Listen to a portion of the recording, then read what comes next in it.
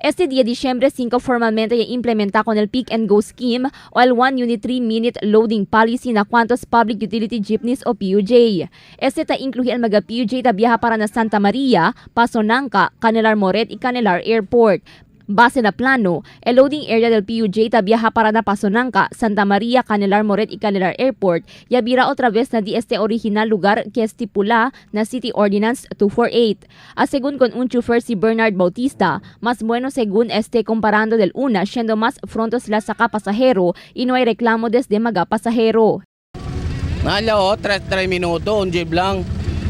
Na okay, puro el mga pasahero na tanda para la parquearan todo.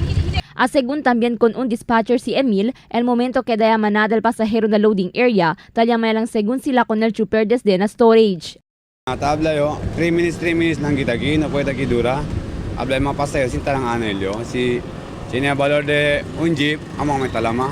Con este sistema ya crea después el serie de diálogo del gobierno local, traffic police y mga asociación de PUJ. Ventaja también según este haber hindi causa tráfico en el centro del pueblo. Visible también el personal del traffic police na mga loading areas, quien ta vigila con el andanza de mga vehículo na lugar. Crystal Almonía, Dateline Zamboanga.